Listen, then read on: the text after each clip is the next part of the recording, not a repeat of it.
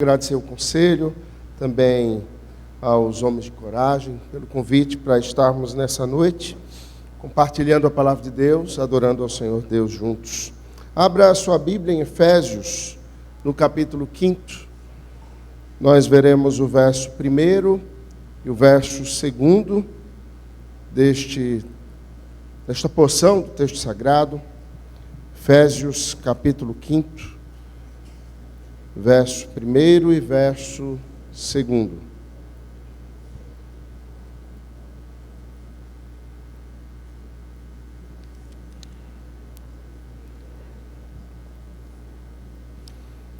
Assim nos diz a palavra de Deus. Sede, pois, imitadores de Deus como filhos amados, e andai em amor como também Cristo nos amou, e se entregou a si mesmo por nós, como oferta e sacrifício a Deus em aroma suave. Amém. Que o Senhor aplique a sua palavra graciosamente ao nosso coração, irmãos.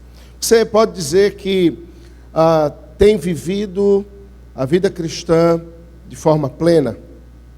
Se sim, louvado seja o nome do Senhor Deus por isso. Mas eu arrisco dizer que nenhum de nós vive a plenitude daquilo que o Senhor tem, aquilo que o Senhor tem reservado para nós como seus filhos amados.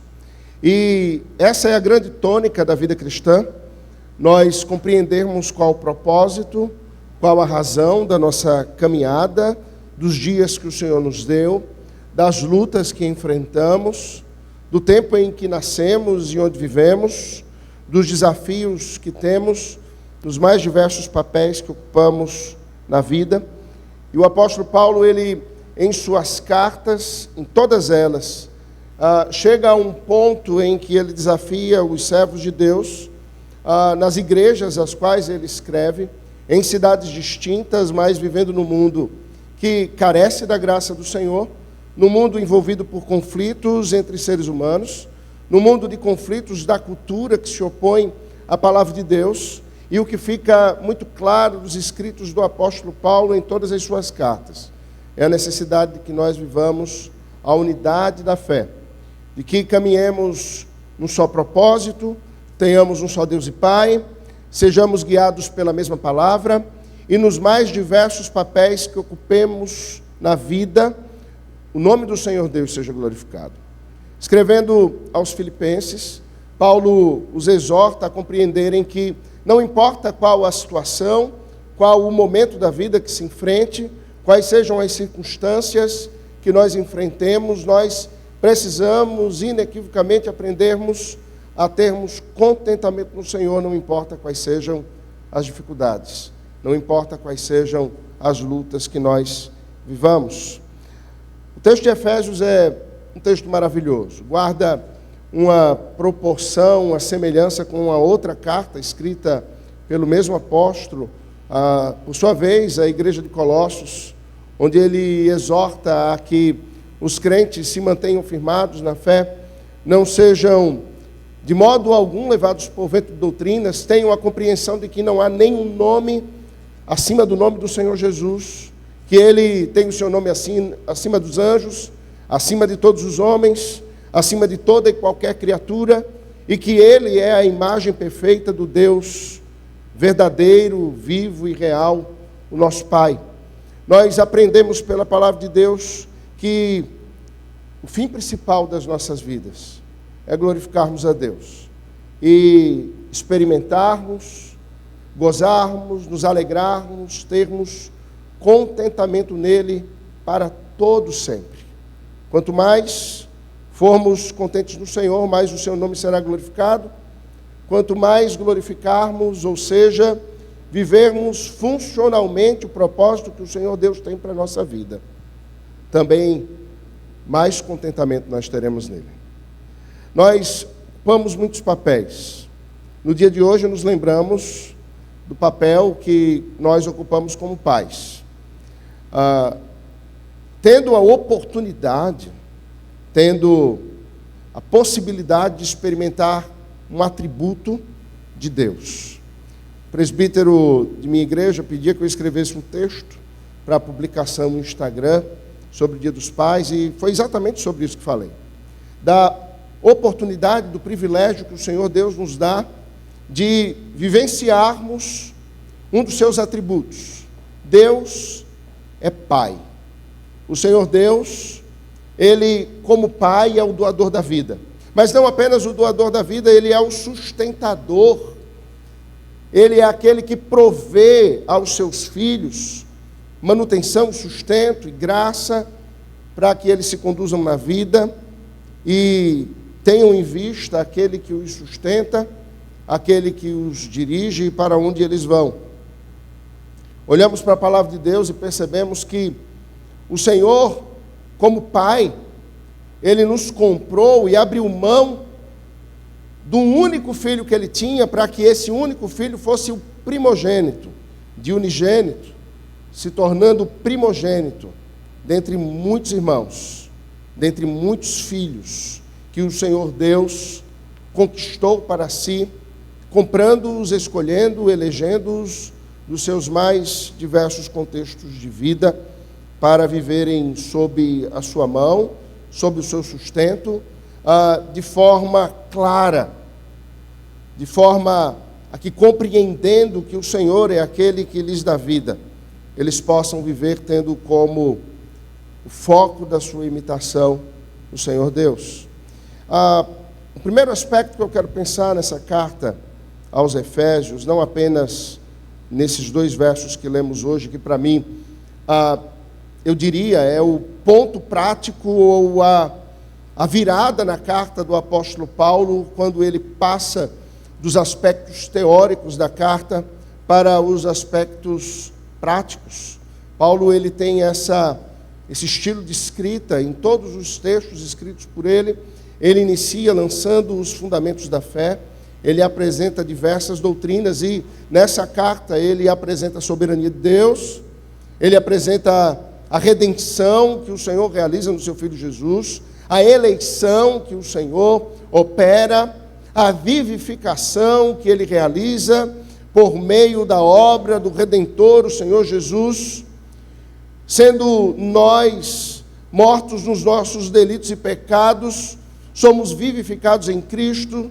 E o verso 10º do capítulo 2º dessa carta nos diz que somos feitura dele, criados para as boas obras, as quais de antemão ele mesmo preparou, para que andássemos nelas. O capítulo 4º, o capítulo anterior a esse texto, é um capítulo de transição que tem o seu encerramento exatamente no verso 2º do capítulo 5º, quando Paulo mostra que por causa da obra de Deus, por causa do ser de Deus, por causa dos seus atributos, por causa de Cristo e da obra redentiva, da cruz, há uma forma inequívoca que os servos de Deus devem viver. Eles devem ser pais, eles devem ser mães, eles devem ser irmãos, eles devem ser patrões e empregados, eles devem ser filhos. De uma maneira inequívoca, eles devem apresentar na sua vida aquele por quem eles vivem, aquele que os dirige.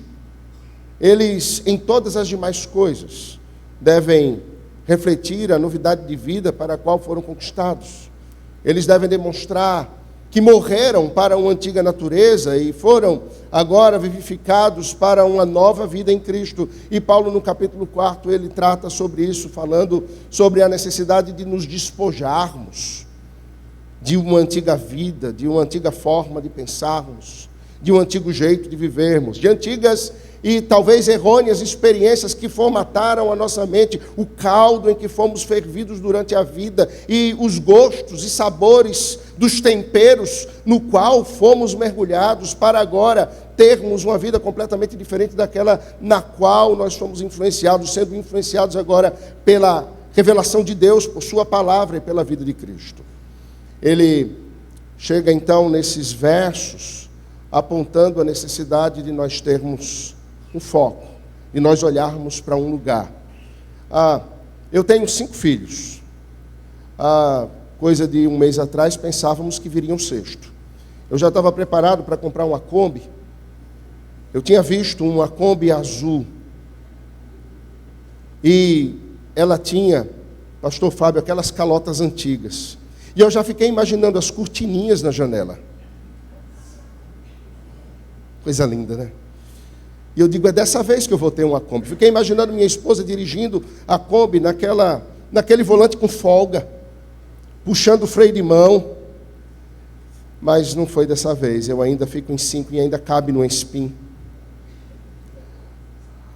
Como é bom ser pai, não é?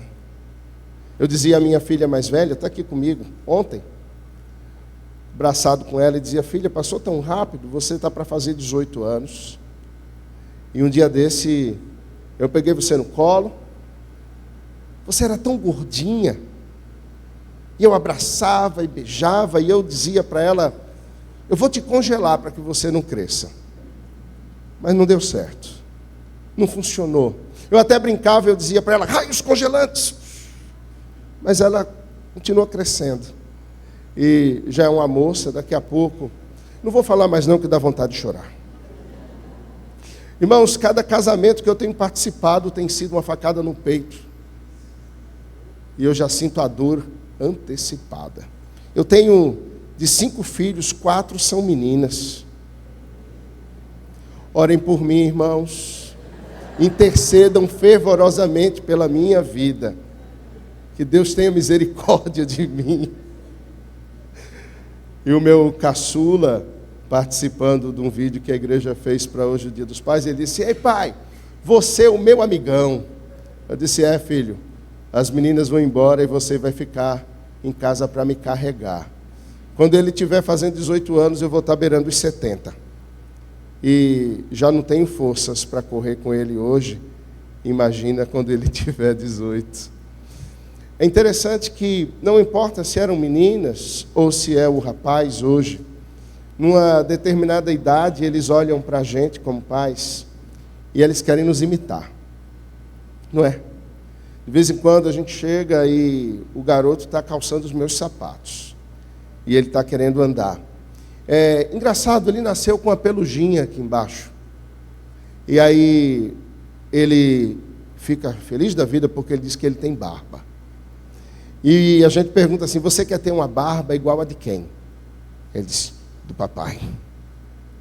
É interessante que como filhos nós queremos imitar os nossos pais. Nós olhamos para eles como aquele modelo que vale a pena seguir. Às vezes é um modelo inverso. Às vezes é o modelo de pessoas que não devem ser seguidas. E o Senhor Deus é justamente aquele que se coloca como o grande paradigma, o grande modelo do que é a paternidade, mas também do que é a maternidade, quando Ele nos dá o Espírito Santo, e Ele diz que Ele é o ajudador. Irmãs, vocês foram criadas para refletirem o Espírito Santo de Deus, porque foram feitas para serem ajudadoras, como é o Espírito Santo. Que coisa gloriosa, que privilégio. Por isso que parece que as mulheres estão em todos os lugares. Para onde eu olho tem uma filha, ou a minha mulher está lá. É como o Espírito Santo, é onisciente. Está presente em todo momento na vida da gente.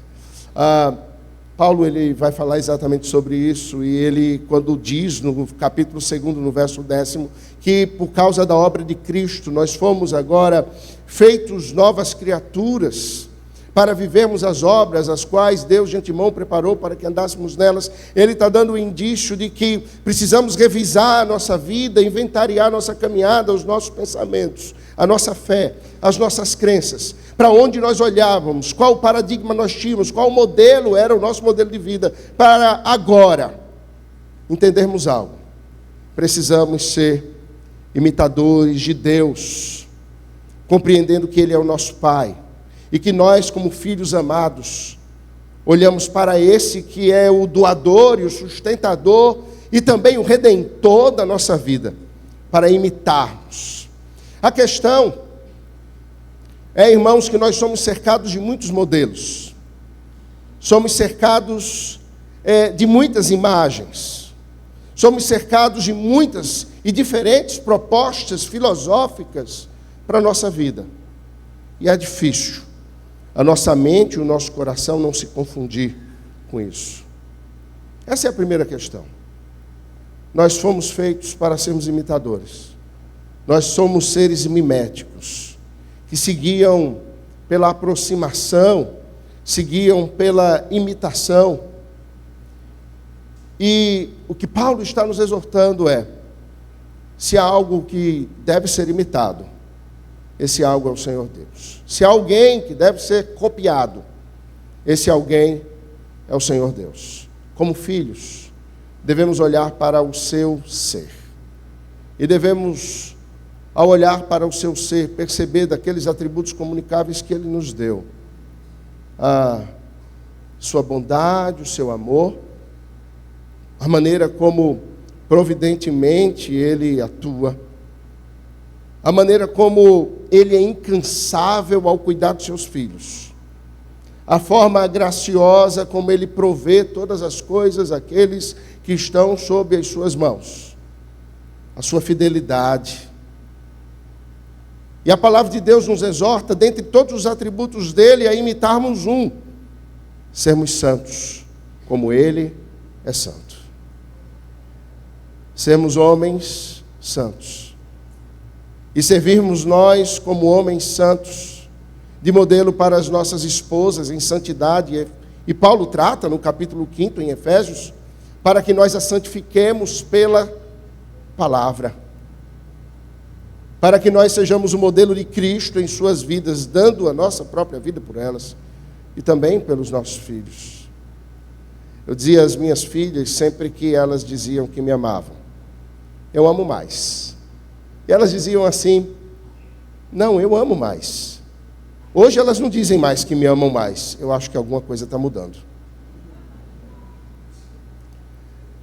Mas eu dizia para elas: eu amo mais. Sabe por quê? Porque se necessário for que eu dê a minha vida por vocês, eu vou dar com muita alegria e dando gargalhada. Os pais, eles são capazes de dar a vida pelos filhos. O Senhor Deus foi além do que... Ele deu a vida do seu próprio filho, que com ele era um. Com ele é um. O Senhor Deus sabe muito bem, pela vida do seu Filho Jesus, as nossas necessidades. Ele sabia antes mesmo de nos formarmos quem nós éramos. E Ele nos amou antes de ver a nossa caminhada, antes de andarmos por aqui, porque Ele não precisava ver, Ele já havia determinado todas as coisas. Você já teve aquela experiência de ter a notícia de que um filho vem, e ainda que você não tenha visto o rosto, você já ama? Não é assim? Nós já amamos a partir da notícia de que o filho foi gerado. E não importa se ele é do tamanho de um grão de feijão ou de arroz, a gente já ama e já é filho para nós. O Senhor Deus ainda, quando nós éramos uma substância informe, Ele já nos amava como um pai. O Senhor Deus quer que o imitemos nesses aspectos, nos seus atributos. E os atributos de Deus, irmãos, eles são completamente opostos ao que o mundo nos apresenta. O amor de Deus é o verdadeiro amor e é bem diferente do amor que o mundo anuncia, um amor pecaminoso. E hoje nós temos ouvido que toda sorte de amor é válido, quando na realidade só existe um padrão de amor, e o padrão de amor, do verdadeiro amor, é o amor de Deus. Conversava com um jovem recentemente, ele conversava comigo em gabinete, porque eu pedi à sua mãe que o encaminhasse a mim. Ele não era crente, ele não ia à igreja, mas a sua mãe é. Eu conheço aquela família. Aquela família morava no seminário quando eu estudava lá. O pai daquele jovem foi seminarista na minha turma. Nós compartilhamos ali as carteiras em sala de aula. Ele não concluiu o curso. Lá para o meio, ele traiu a esposa. Ele abandonou os 3 filhos e a esposa e foi viver uma relação extraconjugal. Ele já está na 4ª esposa consecutiva, com um filho de cada uma, fora os 3 filhos da primeira. E você pode imaginar as marcas que isso causa na vida de um filho? As marcas que isso causa numa criança que é abandonada pelo pai? Aquele jovem, junto com os seus irmãos, cresceu com a ausência do pai. cresceu com uma visão errada do que era um pai. E nós conversávamos recentemente sobre esses aspectos, os danos que isso causou na vida dele. E eu o desafiava a olhar para alguns aspectos da vida com o propósito de que ele fosse conduzido ao Evangelho. Eu ia na conversa tentando fechar as portas para levá-lo a uma encruzilhada em que ele se desse cara a cara com o Evangelho e não tivesse para onde fugir. E pedi que ele lesse algumas coisas, até que numa conversa seguinte, eu, ouvindo, percebi que ele estava caminhando para aquela direção proposta. E eu perguntei, qual a verdade? Qual é o propósito da vida? Para onde você deve olhar? E ele travou e ele disse, não sei. No mundo em que não há absolutos, no mundo de relativos, não há verdade. Não há um padrão a ser observado. Não há um modelo perfeito de absolutamente nada. E eu não sei para onde olhar. E eu pedi que ele lesse algumas outras coisas propositalmente e disse, eu quero que você leia e quero que você traga respostas a isso que eu lhe perguntei após essa leitura. E ele voltou na semana seguinte e foi fantástico ouvir ele dizer, com os olhos brilhando, pastor, eu descobri. E agora eu entendo. Eu não preciso buscar a aprovação do meu pai. Eu não preciso buscar o amor dele. Eu não preciso que ele me diga qual é a verdade. Nem que ele seja o modelo que eu devo seguir. Eu descobri que a verdade é Cristo. Eu descobri que o modelo é ele. E que, por aquilo que ele nos revelou na sua palavra, eu posso então viver a vida. Eu disse, exatamente. Uma jovem da nossa igreja, hoje de manhã deixou um presente para mim. Ela foi trabalhar hoje, no domingo, ela trabalha num jornal, e ela deixou um presente de Dia dos Pais. Eu fiquei tão feliz com aquilo, porque eu tenho meus filhos biológicos, mas Deus ainda dá a graça de ter filhos na fé, e isso é maravilhoso. Ela deixou lá um presente para mim. Há umas semanas atrás, eu já venho acompanhando há uns 2 anos, desde que ela chegou na igreja, e havia uma crise com o pai. Meu pai não me ama. Meu pai nunca me disse uma palavra de afeto. Meu pai nunca me deu um abraço. Meu pai me rejeita.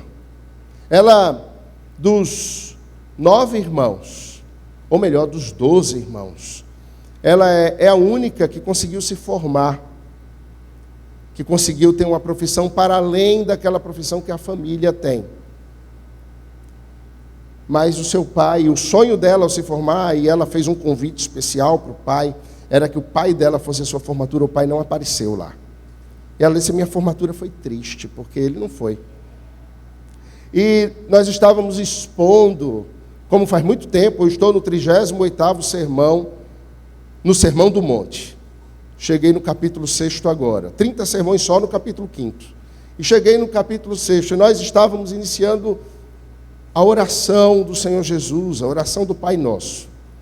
E eu estou pregando, já indo para o 3º sermão, só no termo Pai Nosso. E num determinado sermão, tratando do Pai Nosso, eu mostrava como ter um Pai celestial e poder chamá-lo de nosso, muda toda a perspectiva. Muda o foco da vida. E ela terminou aquela reunião de oração, onde eu estava falando, essa é uma exposição no meio de semana, dizendo, agora eu sei para onde eu tenho que olhar.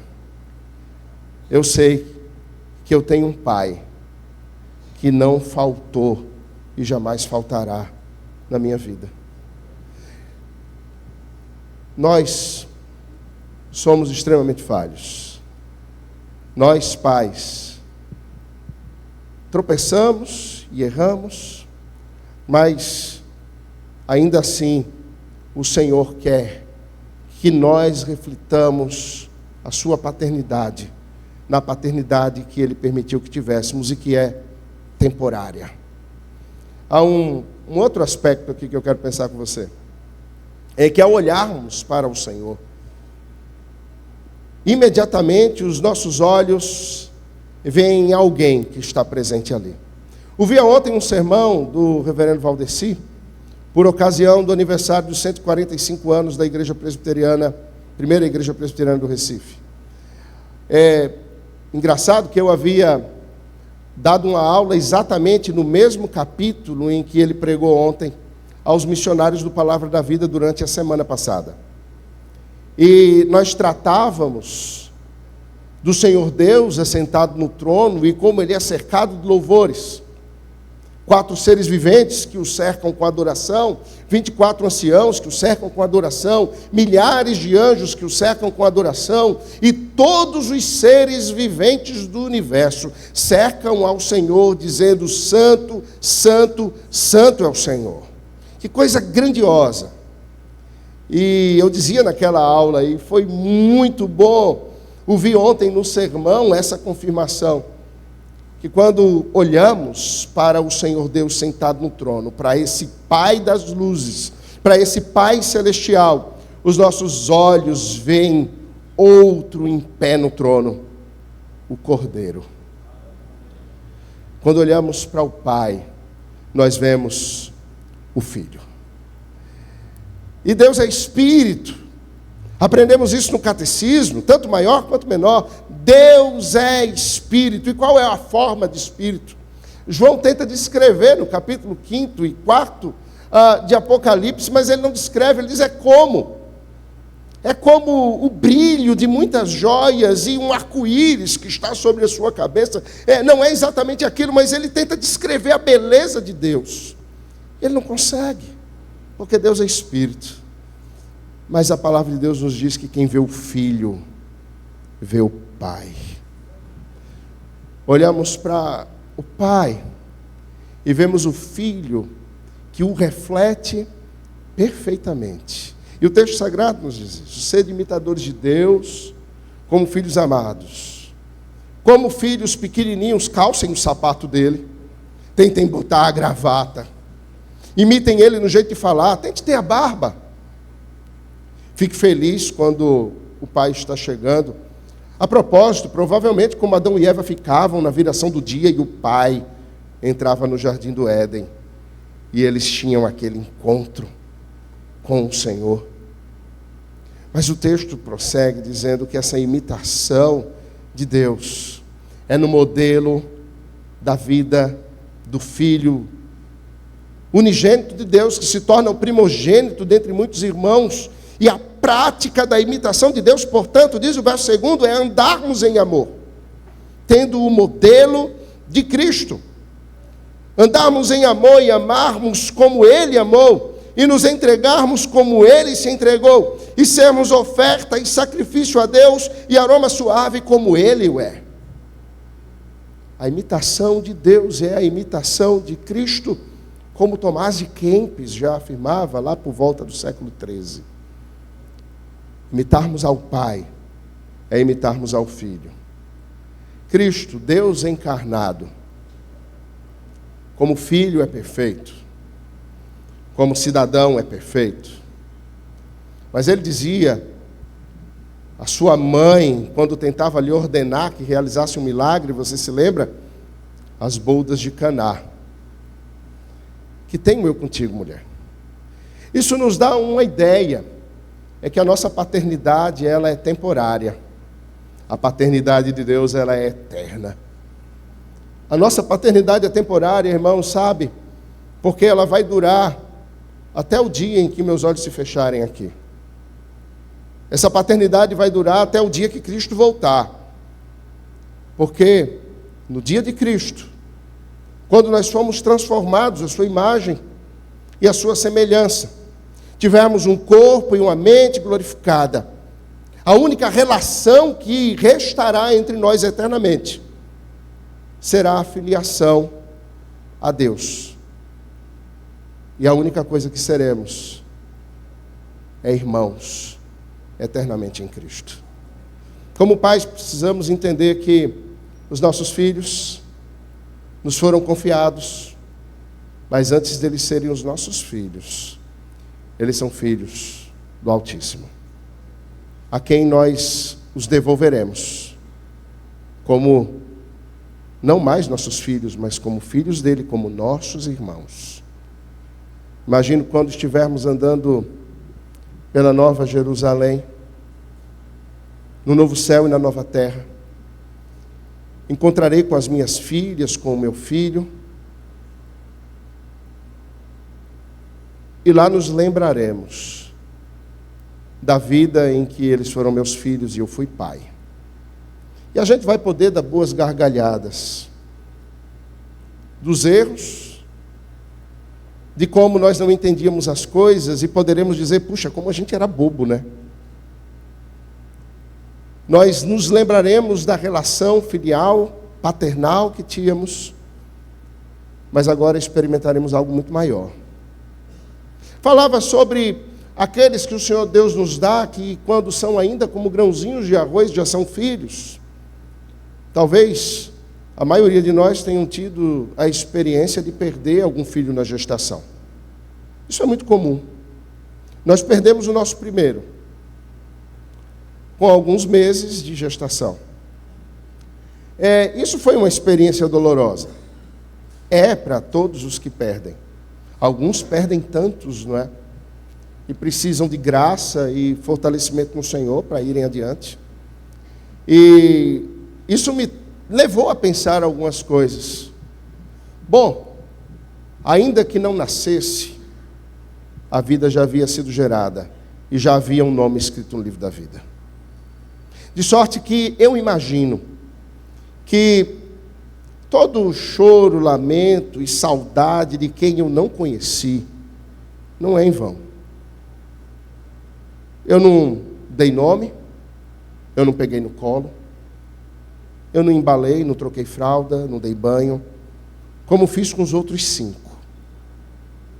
E imagino que quando eu entrar por uma das portas cravadas de pedras preciosas da Nova Jerusalém, ali por aquele pátio, alguém vai bater no meu ombro e vai dizer, ei, tudo bem? E eu vou virar e dizer, tudo bem, te conheço. Ele vai dizer assim, você não me conhece, mas eu sou aquele filho que você não conheceu e que hoje é teu irmão. Eu vou dizer, você foi o meu filho, mesmo que por poucos meses lá?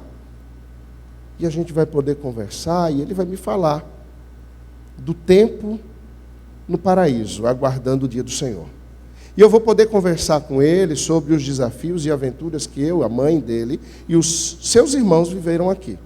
E a gente vai caminhar pelas ruas da Nova Jerusalém e vamos conversar sobre esse tempo na terra e o tempo no paraíso e vamos desfrutar a sombra da árvore da vida no Central Park, chamado Éden, no centro da Nova Jerusalém, com as folhas caindo sobre nós. E a gente vai falar sobre a expectativa da eternidade. Irmãos, é muito bom ser pai. Mas nós ainda nem imaginamos como será extraordinário sermos irmãos eternamente em Cristo. Experimentamos isso aqui, a comunhão dos santos, e já é tão bom. Mas é apenas uma brisa que passa por baixo da porta, na antessala da vida real, que é a vida com Cristo. É apenas uma brisa que recebemos. Nós ainda não temos todos os aspectos do que seja a vida. Em primeiro lugar, nós olhamos para o pai como filhos. Em segundo lugar, nós olhamos para o filho e nos lembramos daquilo que ele está realizando. Ele está nos conduzindo a um mundo restaurado nele, a um novo céu e uma nova terra, onde também as nossas relações serão transformadas. E ainda que os nossos pais tenham sido falhos, ainda que nós falhemos com os nossos filhos, ainda que a morte tenha nos alcançado, nós viveremos eternamente numa relação muito mais profunda. Em terceiro e último lugar, nessa imitação de Deus. Paulo diz aos Efésios, ela não é meramente filosófica, ela não é ideológica, ela é prática. Andar é uma das principais metáforas bíblicas. O sábio em Provérbios usa essa metáfora, o sábio em Eclesiastes usa essa metáfora, o Saltério inicia com essa metáfora. Bem-aventurado o homem que não anda no caminho dos ímpios. É uma metáfora repetida nas Escrituras. É uma metáfora que faz parte do miolo do Antigo Testamento, a declaração de fé do povo de Israel, Shema, no capítulo 6 de Deuteronômio,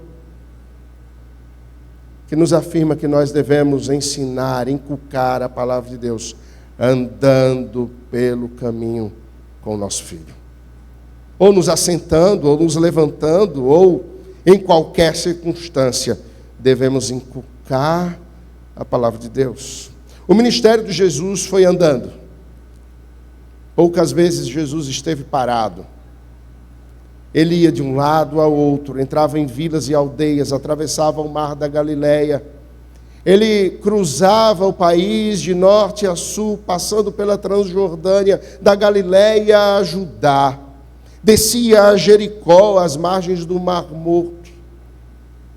Ele passava por Samaria, um lugar por onde os rabis, os judeus mais fervorosos, não andavam. Jesus andava. A vida aqui, irmãos, como filhos ou como pais, como filhos imitando o Filho de Deus, como pais olhando para a paternidade do pai, imitando-o, mas olhando para o Filho e vendo os atributos de Deus aplicados na vida prática, quer seja de um jeito ou de outro. A vida cristã é uma vida em movimento. Ela não é uma vida que aguarda algo que está por vir. Ela também aguarda algo que está por vir, mas ela vive o já, ainda que aguarde o ainda não.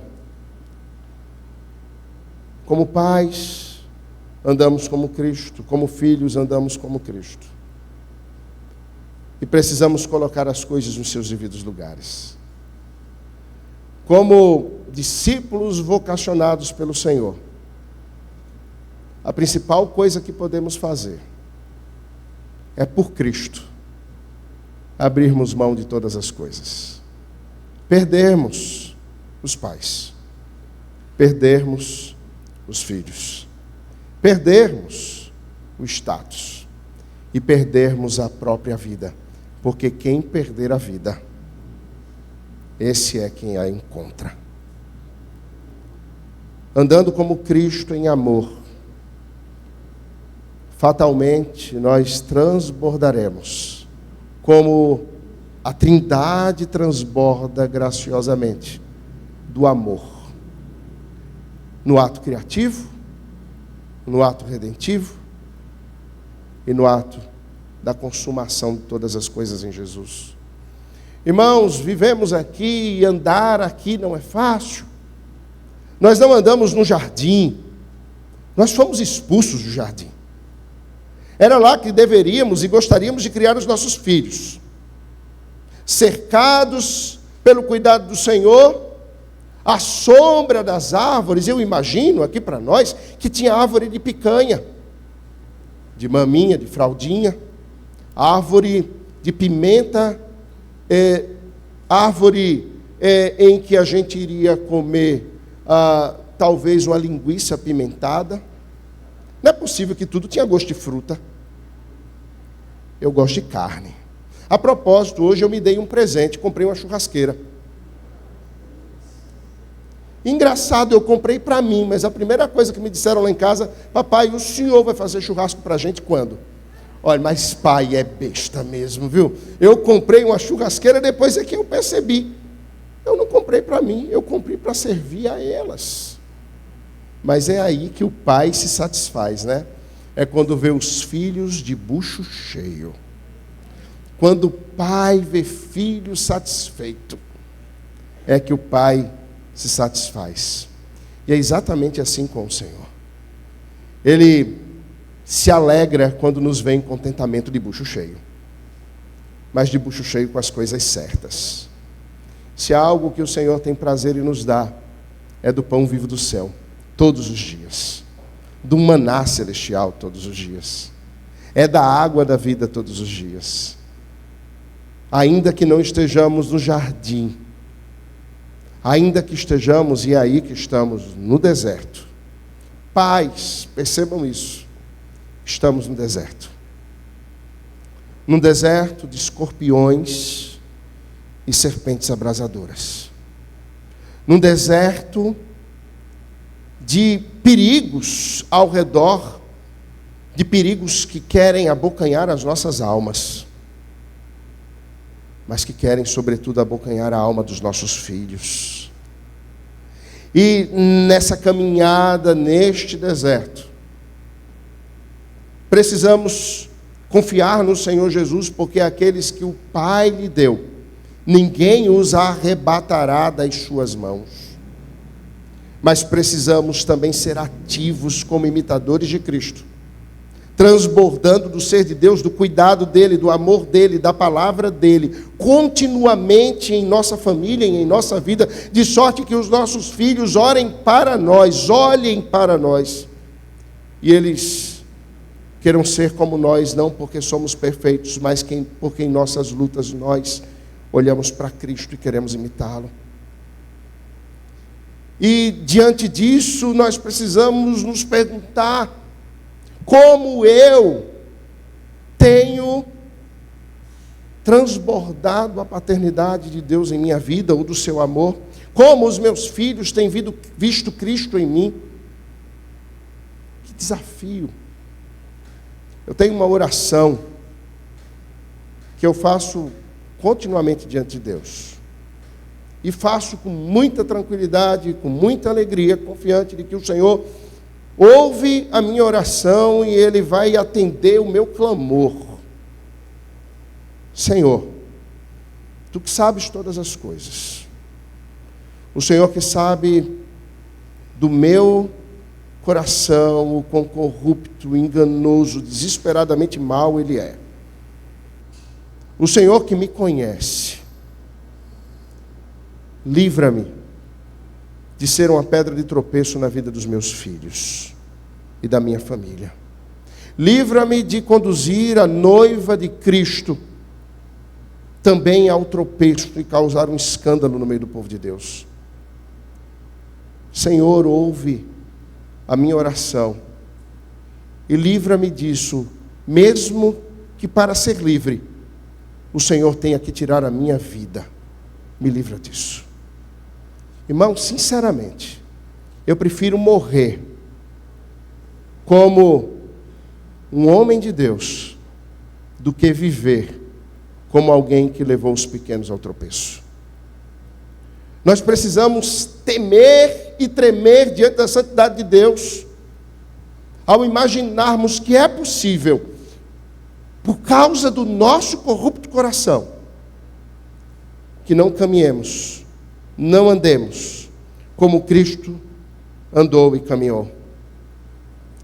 E só há um jeito de vivermos como Cristo, nos entregando a nós mesmos, como oferta e sacrifício a Deus, em aroma suave. E isso só será, e nós precisamos ver a explicação da palavra pela própria palavra, vivido de forma plena, quando nós compreendemos o ambiente em que nós vivemos e como nós devemos caminhar. No verso 2 do capítulo 12, da carta que este mesmo apóstolo escreve aos Romanos, ele diz: em rogos, em súplica, em exortação amável.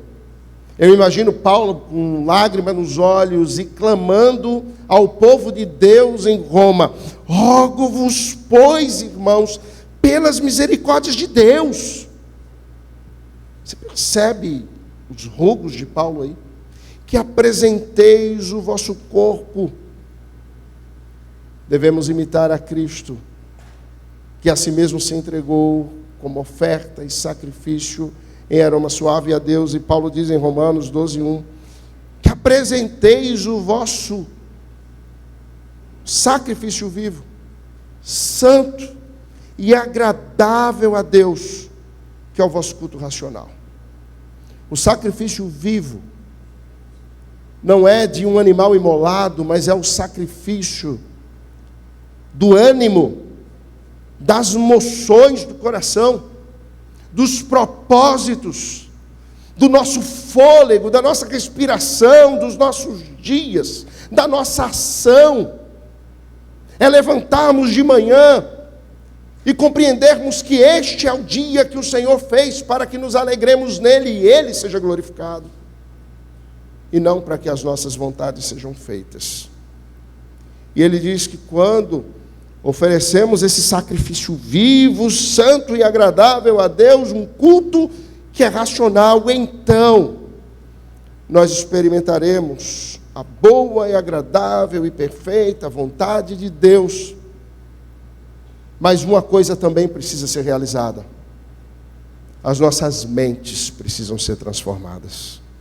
As nossas mentes precisam ser cercadas da palavra de Deus, e ele afirma: não vos conformeis com este século, mas transformai-vos pela renovação da vossa mente, para que experimenteis então qual seja a boa, agradável e perfeita vontade de Deus. Os nossos filhos, eles terão uma ideia do que seja a boa, agradável e perfeita vontade de Deus, na medida em que essa boa, perfeita, agradável vontade de Deus foi realizada na vida dos seus pais. E eles terão, na prática, o modo como devem viver. Se nós vivermos como Cristo, há uma grande probabilidade de que eles vivam também como Cristo. Mas se nós vivermos, andarmos de modo diferente, é possível que eles caminhem também nas nossas pisadas. Quando eu era adolescente, ou melhor, ainda pré-adolescente, eu sou a 5ª geração de presbiterianos. Tenho avós que foram presbíteros, vários primos pastores. Eu nasci praticamente nos bancos da igreja. Os meus pais se conheceram no departamento infantil e se casaram na igreja.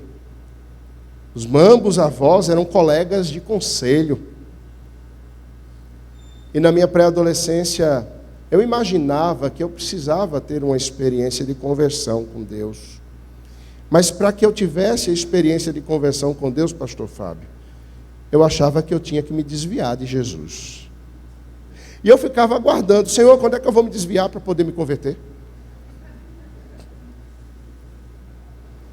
Eu até tentei, mas não consegui. Não teve jeito de eu me desviar. Propostas não faltaram, mas eu não consegui. Quando eu ia pisar fora, eu via o céu se abrindo e 2 olhos de butuca em cima de mim. E eu dizia: Deus está me vendo e Ele vai revelar a minha mãe. E o juízo dele vai vir pelo cinturão dela. Era desse jeito. O Senhor não permitiu que eu me desviasse, simplesmente porque eu vivia, porque eu era criado num ambiente totalmente cristão. Eu nunca soube o que é o mundo. Conquanto tivesse trabalhado no mundo, conquanto eu tenha me formado e exercido uma profissão antes de vir para o ministério pastoral, ainda assim, eu nunca soube o que é viver entregue no mundo sem Jesus. Eu cresci com o temor do Senhor me cercando. E o temor do Senhor é o princípio da sabedoria. Provérbios, ele fala disso como um texto escrito para filhos, não é? O texto de Provérbios é um texto escrito por um filho, enquanto Eclesiastes é um texto escrito para a nação. Por isso, Provérbios constantemente diz assim: ouve, filho meu. Ouve os conselhos da tua mãe. Serão como diadema na tua cabeça. Ele fala de temor, ele fala de caminhada, e ele fala de nos desviarmos do mal. É um pai que tem experiência com Deus, escrevendo uma carta de amor a um filho, para que ele aprenda com as experiências do seu pai. Irmãos, não há nada mais maravilhoso do que uma família ordinária, um pai comum, uma mãe comum, com filhos comuns, vivendo aos pés de um Deus extraordinário, à luz do Evangelho extraordinário. Pais comuns são cheios de um espírito extraordinário. Pais comuns são dirigidos por uma lei extraordinária, numa vida que se torna extraordinária, no aguardo do extraordinário dia do Senhor. Que o Senhor Deus nos leve a viver a sua vontade, que o Senhor Deus nos leve a, como filhos amados, imitarmos ao Senhor Deus e andarmos em amor, como Cristo andou. Vamos orar? Senhor, aplica a tua palavra ao nosso coração. Nós que somos teus filhos, filhos do teu amor, filhos da tua graça, filhos do teu cuidado, quando andávamos como inimigos desgarrados, o Senhor, com tão grande e poderosa vocação, nos chamou. Louvado seja o nome do Senhor. Que olhemos para o Senhor, o Pai das luzes, Pai nosso, e nós vivamos quedados aos pés do Senhor, o amoroso Pai, como filhos que se alimentam diretamente das suas palavras, do seu conselho, da sua bondade e graça. Faz-nos olharmos para o Senhor e vermos o nosso Senhor e Mestre Jesus, o nosso irmão, que nos tornou co-herdeiros consigo e conquistou para nós acesso ao Pai e vida eterna com o Senhor, o nosso Pai.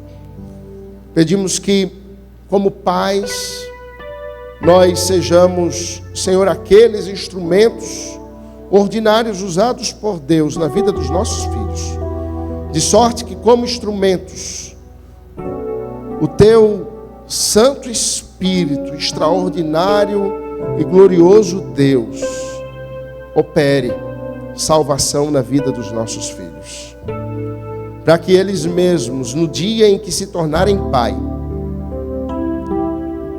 transfiram aos seus filhos a tocha ardente do Evangelho, até o dia de Cristo. E essa é a tua igreja, Senhor, formada por pais que compreendem que seus filhos são teus, por filhos que se tornam pais e que compreendem que são teus filhos e legam aos seus próprios filhos a verdade da fé. E de geração em geração, nós vivemos a tua graça, a tua misericórdia renovada e a tua bondade. Te louvamos, Senhor, porque, sendo gentios, o Senhor nos trouxe para o povo do pacto. E olhamos para o pai Abraão, o pai da fé, e te louvamos pela adoção, te louvamos pela eleição, te louvamos pela cruz, pelo sangue derramado de Jesus, porque nele temos vida e vida em abundância. Nele a vida faz todo sentido. Nele a paternidade e a filiação têm a sua razão.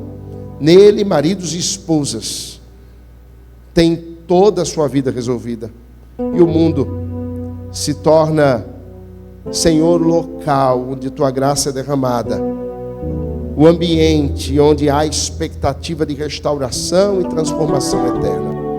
Faz-nos ter isso em mente, em vista, e vivermos a esperança da glória que é chegada, em nome do Senhor Jesus. Amém.